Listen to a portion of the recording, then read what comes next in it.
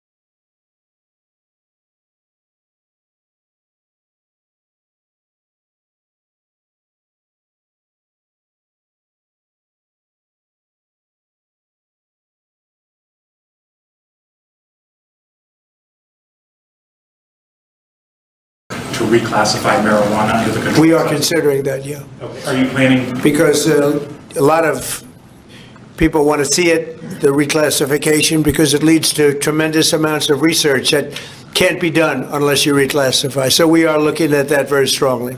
Mr. President. Mr. President, Katie? is it true that the reports that you rebuked the Israeli Prime Minister, Please. are the reports that you rebuked the Israeli Prime Minister for the hit on the Hamas general true? And is Israel undermining your efforts to be a peacemaker? No, Israel and I have gotten along very well. My relationship with Bibi Netanyahu has been obviously a very good one. Look, we took out Iran. We wiped out, with that plane right there, we wiped out the B-2 bomber, we wiped out the Iran nuclear threat, and because of that, we were able to make peace in the Middle East. No, we've had a very good relationship with Israel. We actually have a very good relationship with just about everybody in the Middle East. But was that a violation of the ceasefire, the strike on the Hamas general? We're going to have to see. We're looking into that. Mr. President, on the Syria ambush of U.S. forces, do you still have confidence in the Syrian president? I do. I mean, this had nothing to do with him. This is a part of Syria that they really don't have much control over. And it was a surprise. He feels very badly about it. He's working on it. He's a strong man. And no, this had nothing to do with the Syrian government. This had to do with ISIS. What will the U.S. response be? As a response, they'll be hit hard, yeah. Javier Negre, Real America's Voice en Español. First of all, thanks for honoring these heroes. The communists have lost Chile. The pro-Trump candidate, José Antonio Caz, won the elections. Do you think this right-wing wave in the Spanish world is due to your influence? Well, we just had a good one in Honduras, as you know. Had a great election there. I endorsed somebody that was not leading, and he won the election. And we had a good one just a couple of hours ago. I found out in Chile, the person I endorsed, who was not leading, ended up winning quite easily. So I look forward to paying my respects to him. I hear he's a very good person. Mr. President, thank you, Mr. President. This year, you fired Democrats from a number of federal agencies, and now going into 2026, there are some key regulators like the SEC, the CFTC that are going to have 0 Democrats. Do you plan to appoint Democrats to fill those empty spots, or do you think that federal agencies shouldn't have Democrat commissioners? Well, do you think they would be appointing Republicans if it were up to them? So, we'll look at it. Look, we want to be fair, but typically they're not appointing Republicans. So you're asking me the question whether or not I'd appoint Democrats. But there are certain areas that we do look at, and there are certain areas that we do share power. And I'm open to that. Please. Mr. President, Yeah. a number of Republicans have denounced your statement on Truth Social after the murder of Rob Reiner. Do you stand by that post? Well, I wasn't a fan of his at all. He was a deranged person as far as Trump is concerned. He said he knew it was false. In fact, it's the exact opposite, that I was a friend of Russia, controlled by Russia. It was the Russia hoax. He was one of the people behind it. I think he hurt himself in career-wise. He became like a deranged person, Trump derangement syndrome. So I was not a fan of Rob Reiner at all, in any way, shape, or form. I thought he was very bad for our country. Yeah. On blue slips, Mr. President, Leader Thune doesn't seem like he wants to get rid of blue slips. Will there be consequences for the Senate if they? Well, I think they should get rid of blue slips because as a Republican president, I am unable to put anybody in office having to do with U.S. attorneys or having to do with judges. In other words, if you have one, not two, you don't need two, just one. If you have one Democrat senator, where we have a lot of them, you have one Democrat senator in a state, it is not possible to appoint, because of blue slips, a judge. It's not possible to appoint a U.S. attorney. You see that happening. And I think it's a disgrace. I think blue slips are a disgrace. They've long since they should not be relevant anymore. This is a different world than it was 15, 20 years ago. That was a gentleman and gentlewoman world. This is a little bit different, unfortunately. Yeah, please. Mr. President, what do you want to see Congress do this week as it relates to health care and the expiring ACA? Yeah, that's a good question. I'd like to see the people get the money. I'd like to see all of the money that's going to the Democrat insurance companies. The insurance companies are making a fortune. They're up 1,700% and more. And they're taking in hundreds and hundreds and hundreds of billions of dollars, even trillions of dollars. And Obamacare gives you terrible health care. Just so you understand, Obamacare was set up, and I said it right from the beginning, for the benefit of the health insurance companies, of the insurance companies. They're making billions and billions of dollars. Their stock is through the roof. I don't want to give them anything. I want all money going to the people and let the people buy their own health care. It'll be unbelievable. They'll do a great job. They'll get much better health care at a much lower cost. Sir, would you like Republicans next year to just use reconciliation to do with health care exactly what you laid out, and they wouldn't have to worry about Democratic votes? Well, that or knock out the filibuster. If you knocked out the filibuster, it would all go away. But we have a few people that wouldn't do that. It's crazy. Look, we should knock out the filibuster. And if you did that, we'd get voter ID. You'd have no mail-in voting, all things that make our elections dishonest. And you'd get a lot of other things having not even to do with voting. But Republicans should knock out the filibuster, and we should approve a lot of things. You wouldn't have January 30th looming, because you have the 30th of January looming. You know that, right? And if we knocked out the filibuster, it would be just a simple approval. But you have some Republicans that they're unable to explain why. If you ask them why, they're unable to explain it. They cannot win the debate. But they should knock out the filibuster. And frankly, they should get rid of the blue slips too, yeah. Mr. President, the Democrats won Miami, where you won the election 1 year ago. Do you think it's because of the Hispanic media like Telemundo that are publishing fake news about the ICE operations? How do you plan to win back those votes for midterms? Yeah, well, I won that whole election. And, it's interesting. When I'm not running, we don't do as well. Yeah. And I'm going to try and get that changed for the midterms. But we did have a big win in Tennessee, as you know. Matt Van Epps had a big win in Tennessee against a very strong candidate, attractive candidate. who a lot of people thought would do very well, and Matt won by a lot, and I won Tennessee by a real lot. You know, we had a great election. We won every single swing state. We won the popular vote. We won everything. And there's a thing that they have now, districts, which is a big deal.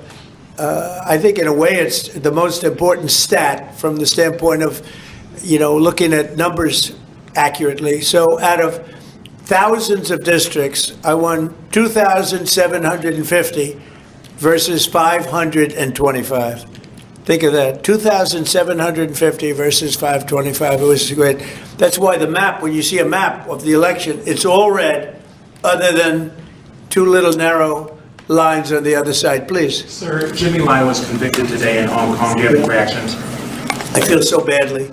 I spoke to President Xi about it, and I asked to consider his release.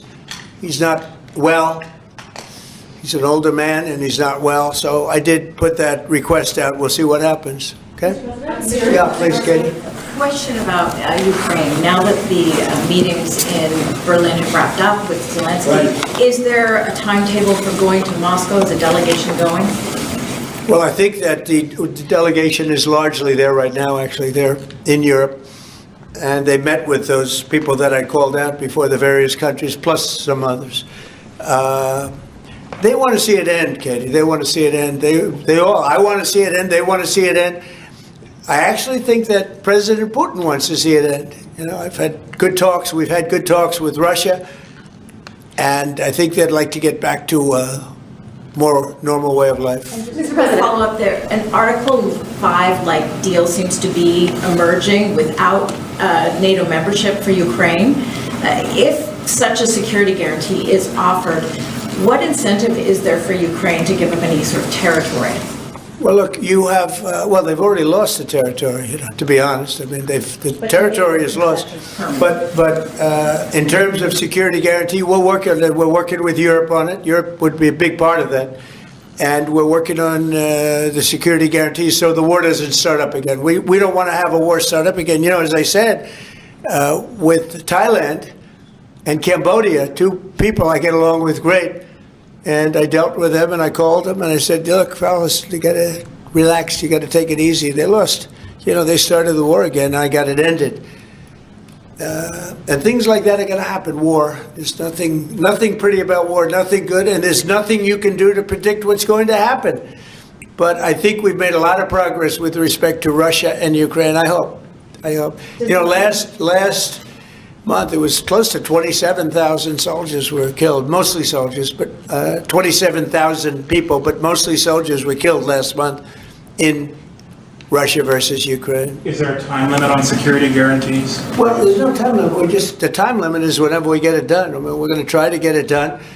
We're making progress. It's more difficult than anybody could have thought. I would have said that half of the wars that I got settled, some were going for over 30 years, that half of them should have been more difficult, and they actually haven't been.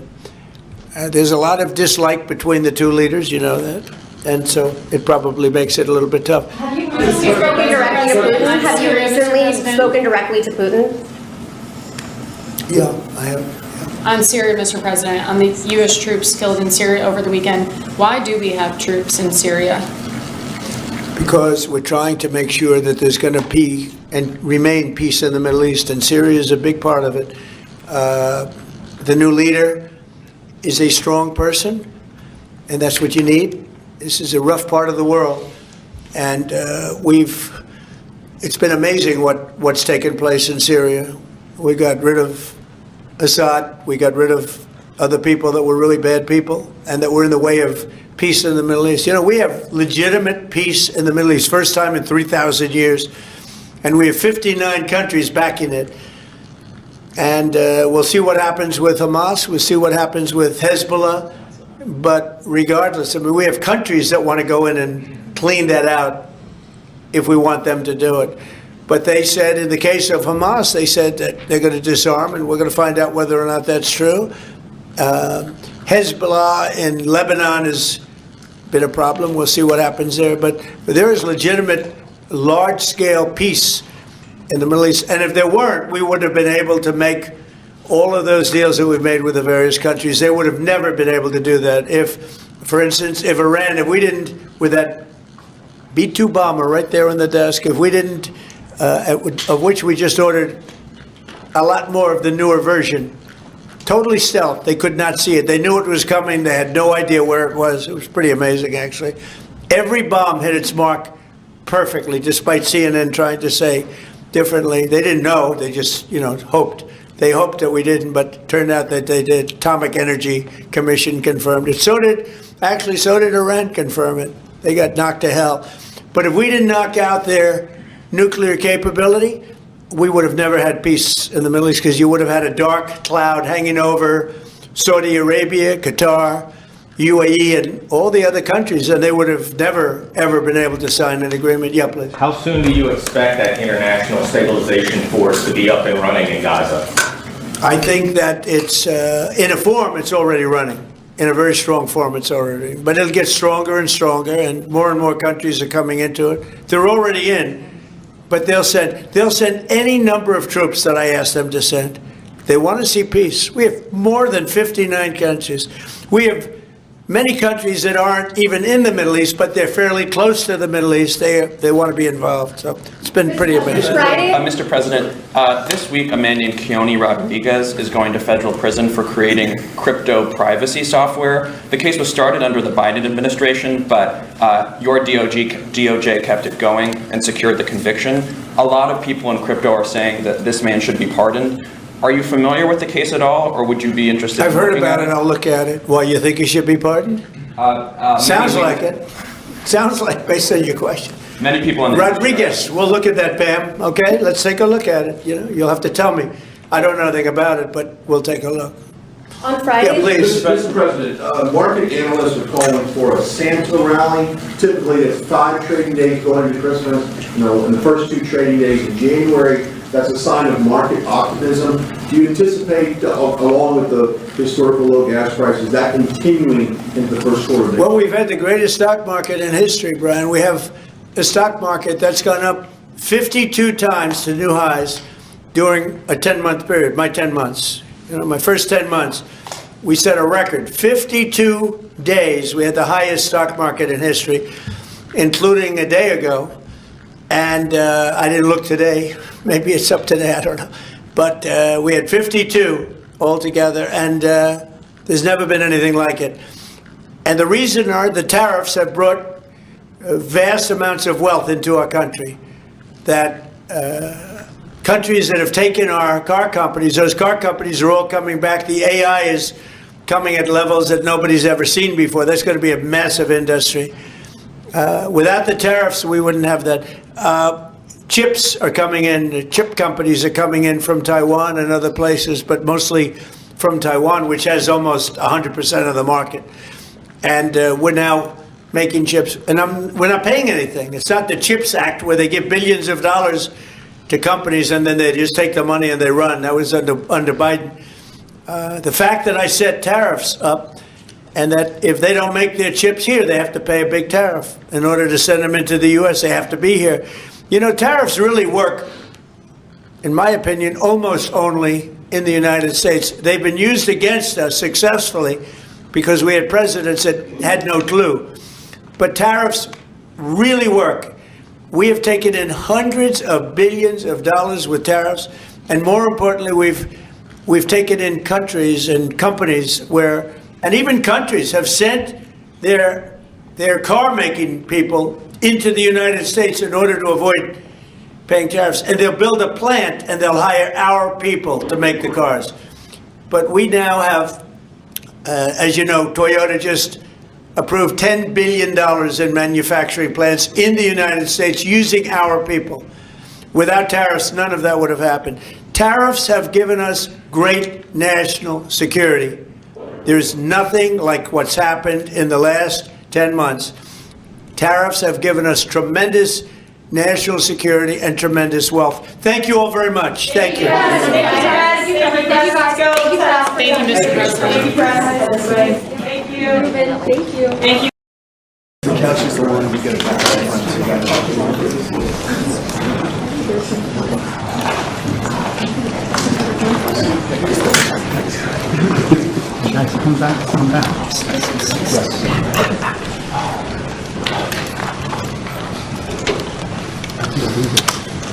Thank you very much. Appreciate it.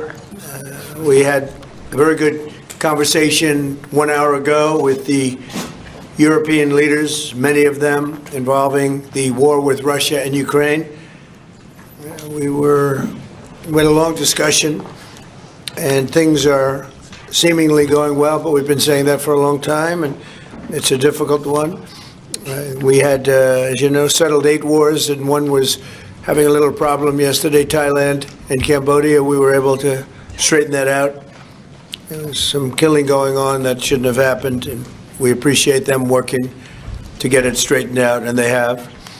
The security protocols yesterday were amazing, and they have been amazing, having to do with Russia and Ukraine. And I had a long talk with President Zelensky. Also, I spoke with the heads of Germany, Italy, NATO, Finland, France, the United Kingdom, Poland, Norway, Denmark, and the Netherlands. We had very long and very good talks. And again, I think things are going along pretty well. 27,000 soldiers were killed last month. It shouldn't happen. It should have never happened. Should have never started. That war should have never, ever started. But it did, and we're trying to get it solved. That was Biden's situation. We're trying to get it done. And I think we're closer now, and they will tell you that they're closer now. We had numerous conversations with President Putin of Russia, and I think we're closer now than we have been ever. And we'll see what we can do. We want to save a lot of lives. We sell equipment to NATO. We don't spend any money, but we do want to see if we can save a lot of lives. When you're losing 25,000 to 30,000 soldiers, mostly soldiers, other people too, from towns, and like places like Kiev, various other places throughout Ukraine. It's pretty bad. Nobody's seen anything like it, actually, since World War II.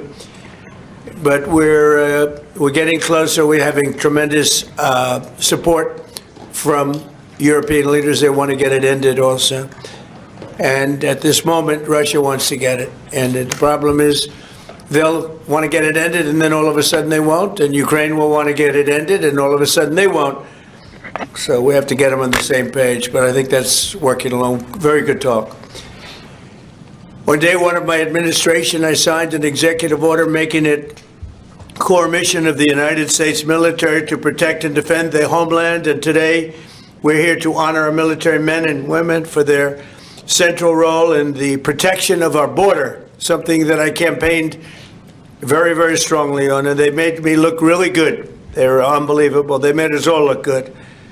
I mean, we went from having millions of people pouring over our border to having none in the last 8 months, none.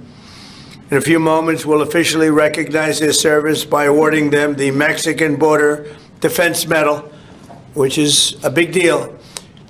We're joined for this occasion by Secretary of War Pete Hegseth, Attorney General Pam Bondi, Chairman of the Joint Chiefs, General Dan Kane, Commander of U.S. Northern Command, General Gregory Gio, Commander of the Southern Border Task Force, Major General Scott Noem, Command Sergeant Major Brett Johnson of the U.S. Army's 10th Mountain Division, Administrator of the Drug Enforcement Agency, Terry Cole, and many other members of our administration who have done an incredible job on the border. You know, people forget now that the border has been secure for actually 7 months, think of it, more. And they don't mention the border anymore. Nobody talks about the border. They talk about affordability, and we're the ones that are bringing the prices down. We were given the worst inflation in our country's history, and we're bringing the prices down. But the affordability is on the Democrats because they have made it unaffordable to be in this country, but we're bringing those prices down, and they're coming down quickly. Energy is coming way down, and if you look, gasoline prices are hitting in many locations $1.99 a gallon. Nobody thought they'd see that. There were $4, $5, and $6 a gallon under Biden. In the 4 years before I took office, our southern border was surrendered to criminals, drug cartels, human traffickers, and child smugglers. Our entire southwest border on the Mexican side is under the physical control of cartels that are among the most violent entities nobody's ever seen anywhere on the planet, the most violent people on the planet. Remember when the Democrats and others, the radical left, used to say that the people they're allowing into our country, immigrants, are nice people. They're not violent like our people. Well, they make our people look like babies. These are some of the most violent criminals anywhere on earth from many countries, not just Venezuela. Venezuela emptied their jails into our country, but others have also. The Congo has. So many other countries have. And we don't put up with it. I have to say the drugs coming in by sea are down 94%. And we're trying to figure out who the other 6% are. But they're down 94%, and we're going to start hitting them on land, which is a lot easier to do, frankly. But these are a direct military threat to the United States of America. They're trying to drug out our country. And you can look throughout history. Look at China when they were loaded up with drugs. They were suffering greatly, and others were able to take them over. And other countries also. They're trying to drug out our country, and we're reversing it rapidly, actually. But with the help of our great service members, we've stopped the invasion in its tracks, and we're dismantling the cartels very rapidly. And they are being declared enemies of the United States of America. They have been so declared, legally declared. More than 25,000 warriors have served in this historic operation. It is indeed an incredible and historic operation. And we've never done anything so effectively, and we've had a lot of victories. They've spent night and day enduring scorching hot and bitter cold, and they've given up their holidays and their weekends working with the officers of Customs and Border Protection. Our armed forces have already conducted nearly 13,000 patrols along the border, and today we give these great warriors the recognition that they have earned, and they have really earned it. The military component of our border security efforts is just the beginning. We're also designating the drug cartels as foreign terrorist organizations, a big deal from a legal standpoint and military standpoint. We've ended catch and release, and we endured and ensured that anyone who sets foot across our border illegally is intercepted, arrested, and immediately deported, or if they're really bad, they're put into prison because we don't want to ever take a chance if they come back. As a result, illegal border crossings have plummeted to the lowest level ever recorded in the history of our country. Think of that. The history of our country. You can all be very proud. For the past 7 months, 0 illegal aliens have been admitted to the United States of America. We inherited the worst border in the history of our country, one of the worst borders, I would say, in the world. I can't imagine any border in the world being worse when they allowed 25 million people to come in.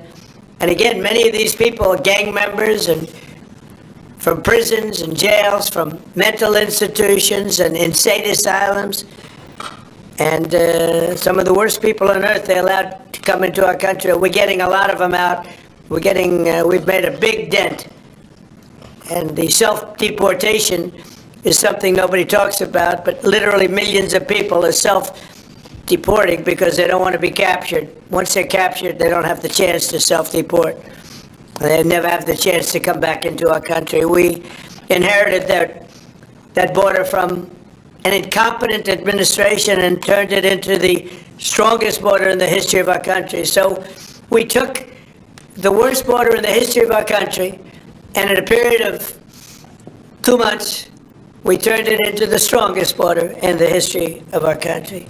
During this time, we've also achieved a 50% drop in the amount of fentanyl coming across the border, and China is working with us very closely in bringing down the number and the amount of fentanyl that's being shipped. You know, fentanyl is very bad when you mix it with certain ingredients, but it also is very important for medicine, for anesthesias, various other things. I want people to understand that. It's not made necessarily for bad. When it's mixed with certain things, it becomes bad.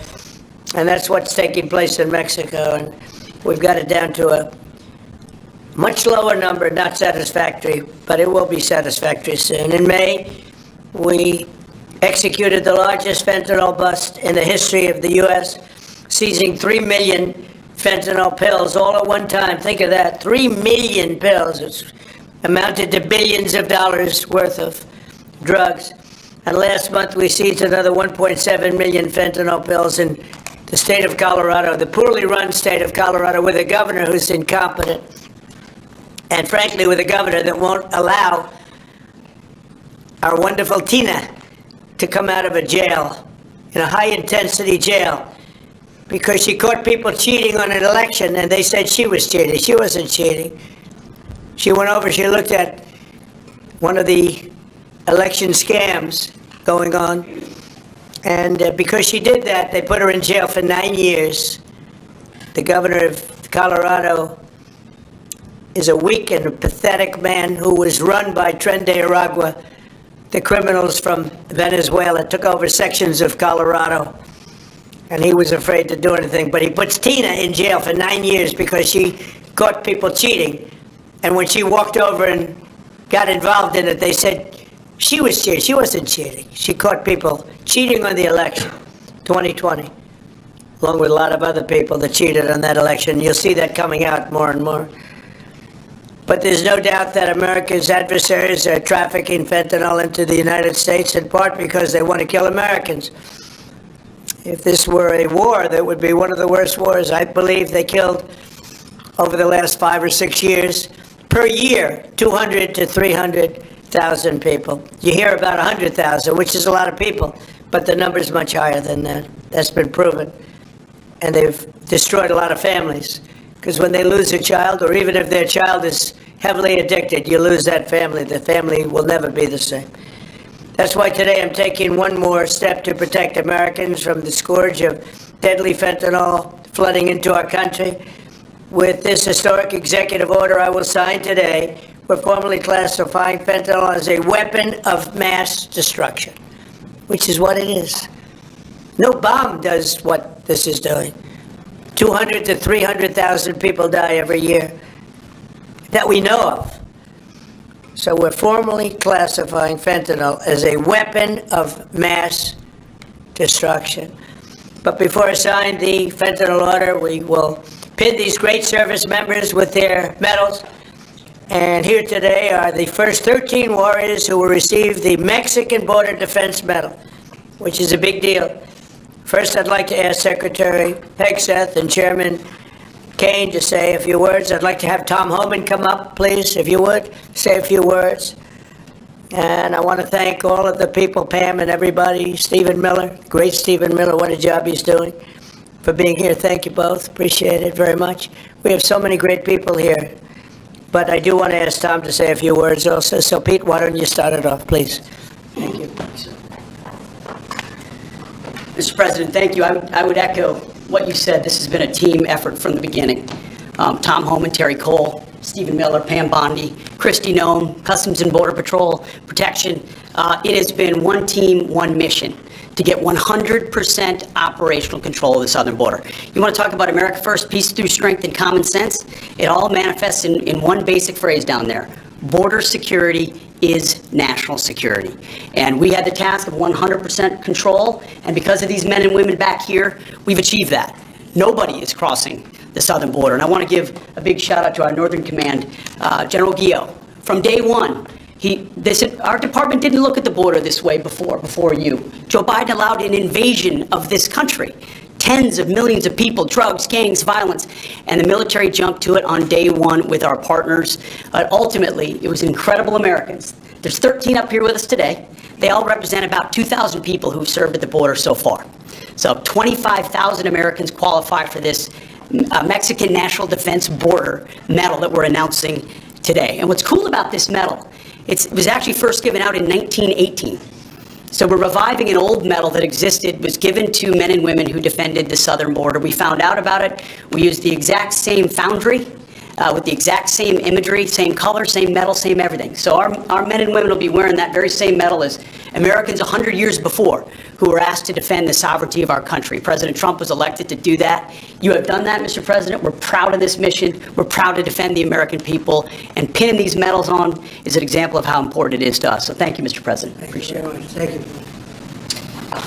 Well, Mr. President, Mr. Secretary, I want to echo your thanks and gratitude for the joint force. I also want to highlight General Gio, General Noem, and Command Sergeant Major Johnson, but also leaders at every level that came together, not just in our joint force, but in the interagency. And I want to specifically highlight our Border Patrol teammates and our Office of Air and Marine teammates, who, when I went down to the southern border and visited, were right there next to the joint force. I also want to thank not just these 13 individuals, but the joint force that was also down there and your families who poured in to make this deployment possible on the southern border. And of course, this time of the year, I'm always thinking about our currently deployed forces who are out there around the world doing our nation's business, and of course our fallen and their families who show us what courage and tenacity really are as they move forward after the loss of a service member. So thank you, Mr. President. Thank you, Mr. Secretary. Please.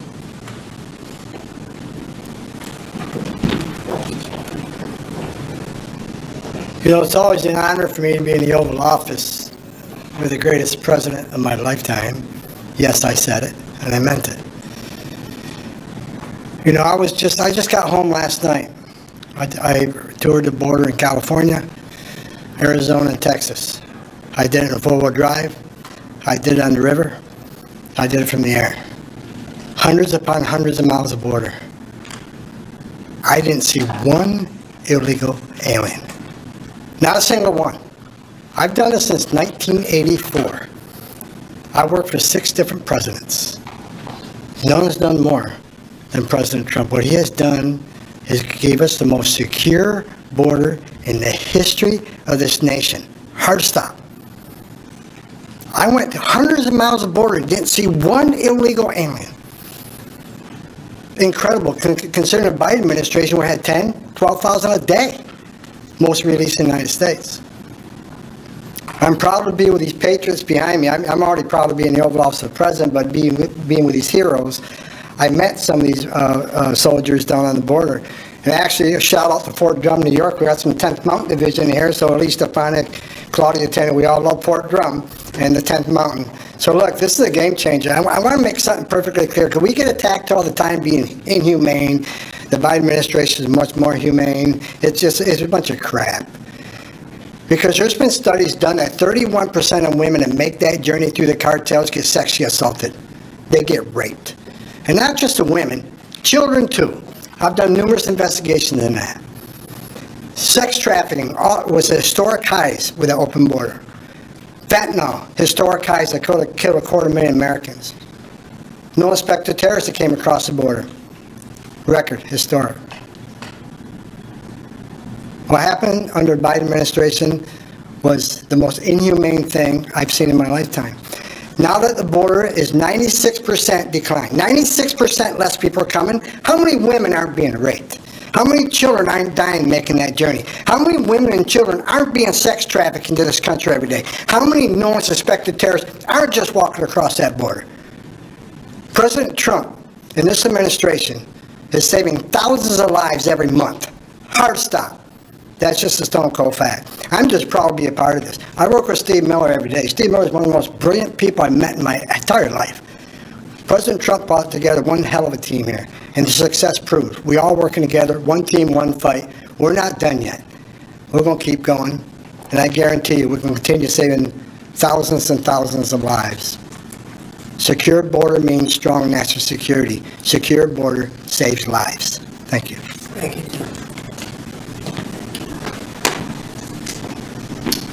Okay, let's do the medals, and I'll be signing this. Maybe you'll do the medals first, and then I'll sign, okay? Please.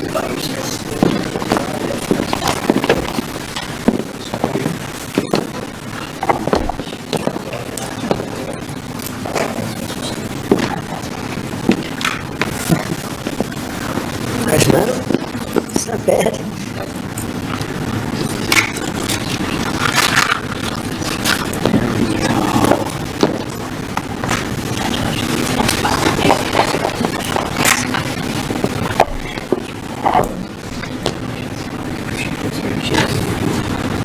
That's great job. That's great. Thank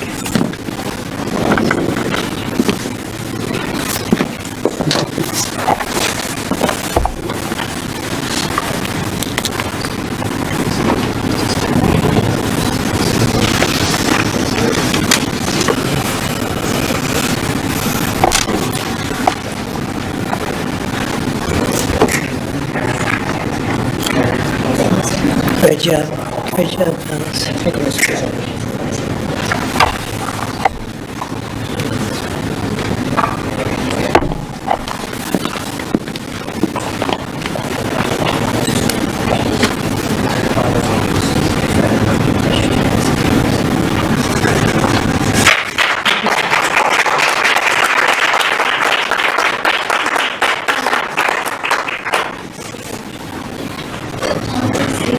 No auto pens. None, ever. We don't like auto pens, right? We don't like auto pens. How about gathering around me and we'll hold this up. Congratulations, that's an amazing job. Come on around, come on around. Let's take a good picture.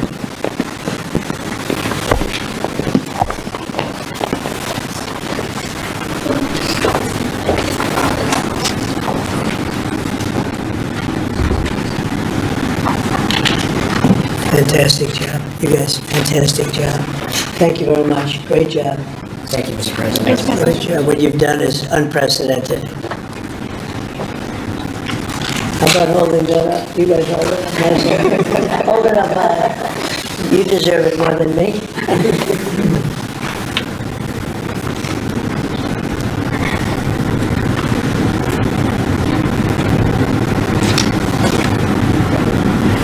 So I'm going to give you another medal, though, that may be more beautiful. I'm not sure it means as much, but it's really good, okay? This is gun medal. This is the one the military loves. So we're going to start, okay? Thank you. Here you go. Thank you, Mr. President. It's pretty nice. Want to compare it? Let me see, compare it. Let me see how that looks. I don't know.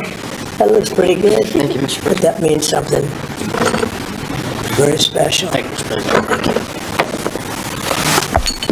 Thanks, Mr. President.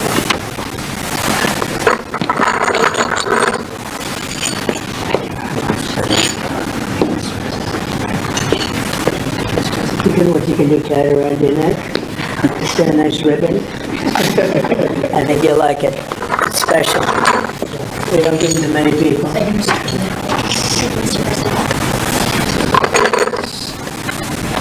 Mr. President. Thank you, Mr. President. Come on over here, come here. Look at this guy. The man made it happen. That's 4 sizes up big. That means a lot up there.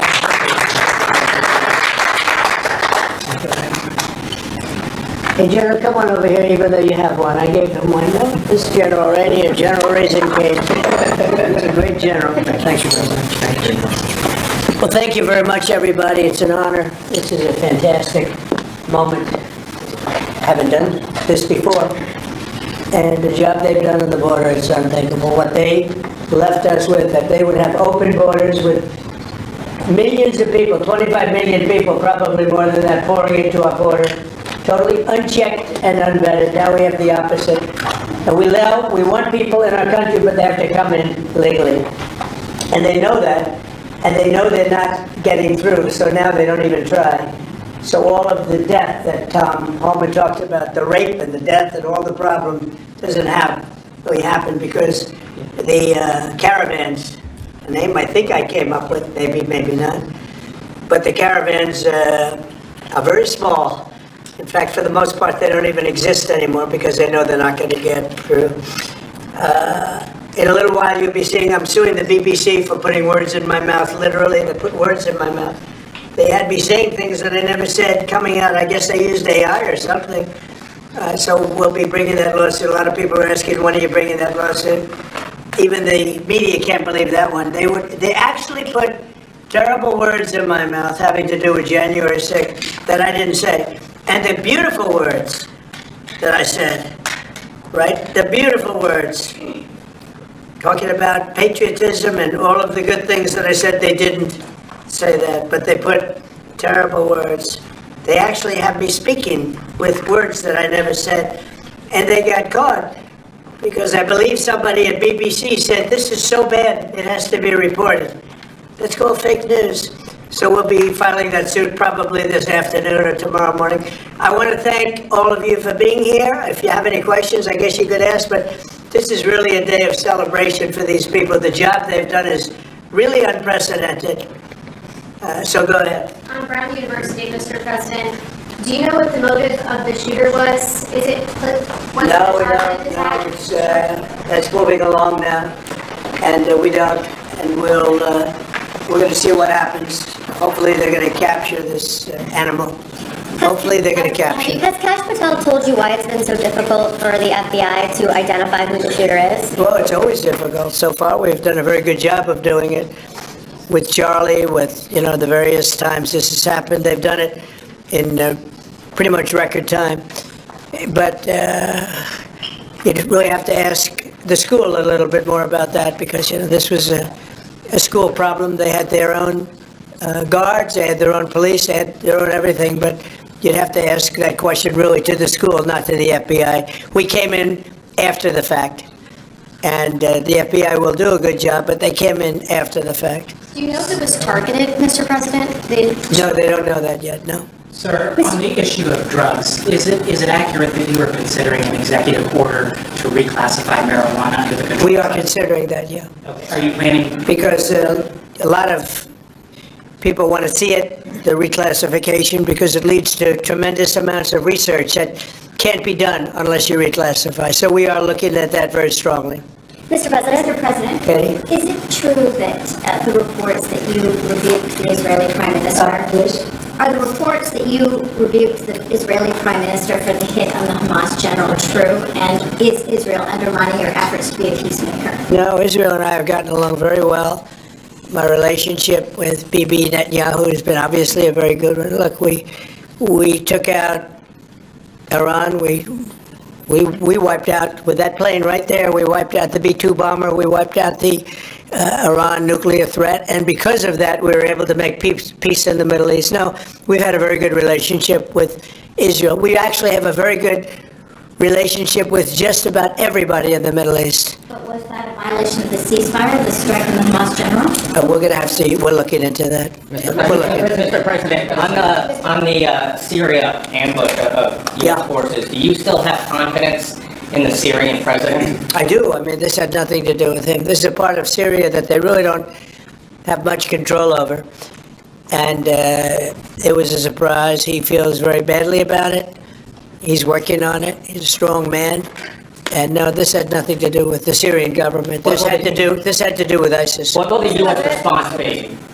As a response, they'll be hit hard, yeah. Javier Negre, Real America's Voice en Español. First of all, thanks for honoring the heroes. The communists have lost Chile. The pro-Trump candidate, José Antonio Cast, won the elections. Do you think this right-wing wave in the Spanish world is due to your influence? Well, we just had a good one in Honduras, as you know. Had a great election there. I endorsed somebody that was not leading, and he won the election. And we had a good one just a couple of hours ago. I found out in Chile, the person I endorsed, who was not leading, ended up winning quite easily. So I look forward to paying my respects to him. I hear he's a very good person. Mr. President, thank you, Mr. President. This year you fired Democrats from a number of federal agencies, and now going into 2026, there are some key regulators like the SEC, the CFTC that are going to have zero Democrats. Do you plan to appoint Democrats to fill those empty spots, or do you think that federal agencies shouldn't have Democrat commissioners? Well, do you think they would be appointing Republicans if it were up to them? So, we'll look at it. Look, we want to be fair, but typically they're not appointing Republicans. So you're asking me the question whether or not I'd appoint Democrats. But there are certain areas that we do look at, and there are certain areas that we do share, and share power. and I'm open to that, please. Mr. President, a number of Republicans have denounced your statement on Truth Social after the murder of Rob Reiner. Do you stand by that post? Well, I wasn't a fan of his at all. He was a deranged person as far as Trump is concerned. He said he knew it was false. In fact, it's the exact opposite, that I was a friend of Russia, controlled by Russia. You know, it was the Russia hoax. He was one of the people behind it. I think he hurt himself in career-wise. He became like a deranged person, Trump derangement syndrome. So I was not a fan of Rob Reiner at all, in any way, shape, or form. I thought he was very bad for our country, yeah. Blue slips, Mr. President. Leader Thune doesn't seem like he wants to get rid of blue slips. Will there be consequences for the Senate if they... Well, I think they should get rid of blue slips because as a Republican president, I am unable to put anybody in office having to do with U.S. attorneys or having to do with judges. In other words, if you have one, not two, you don't need two, just one. If you have one Democrat senator, well, we have a lot of them. You have one Democrat senator in a state, it is not possible to appoint, because of blue slips, a judge. It's not possible to appoint a U.S. attorney. You see that happening. And I think it's a disgrace. I think blue slips are a disgrace. They've long since, they should not be relevant anymore. This is a different world than it was 15, 20 years ago. You know, that was a gentleman and gentlewoman world. This is a little bit different, unfortunately. Yeah, please. Mr. President, what do you want to see Congress do this week as it relates to health care and the expiring ACA? Yeah, that's a good question.